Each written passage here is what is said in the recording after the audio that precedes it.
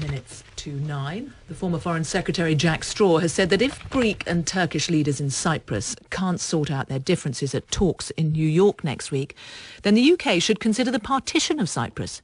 He warns that if we don't, it could seriously damage the European Union's relations with Turkey. Well, Jack Straw spoke to me earlier. I asked him if by proposing partition he was ignoring legitimate concerns about Turkey's 1974 invasion. No, I'm not, but there are two truths about what happened in the invasion in 1974. One is the Greek Cypriot truth, which has a lot of truth behind it, which is that this was an unjustified invasion. But the other is the Turkish Cypriot truth, which equally has a great deal of truth behind it, which was that the Greek Cypriot majority on the island had wholly distorted the balanced bicameral 1960 constitution to such an extent that the government of Cyprus, dominated by the Greek Cypriots, was not guaranteeing any kind of rights worth having to the Turkish Cypriot minority. So that's the position.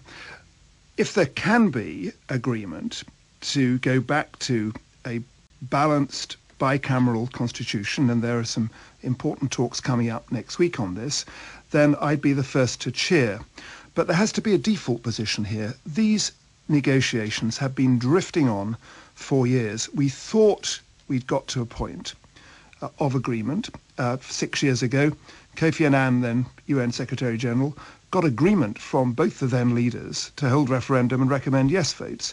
The Turkish North duly did that.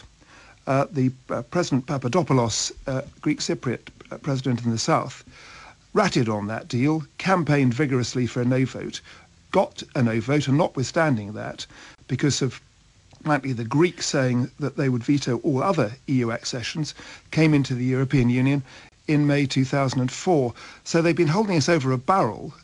Greek Cypriot Cyprus is using what is a relatively tiny dispute so far as numbers are concerned, though crucial in terms of human beings, to try and stop Turkey coming into the European Union.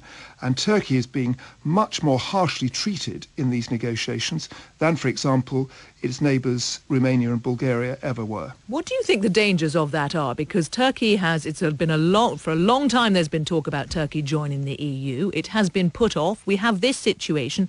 Even if this is resolved in some way, do you think Turkey will finally be allowed to join the European Union? Well, I hope they are. I think that it's much more in the European Union's interest, actually, than even it is in Turkey's. But if we carry on blocking Turkey's accession negotiations, then we will, in the words of the US Defense Secretary, push Turkey towards Iran and the South. And one of the curiosities about this is this.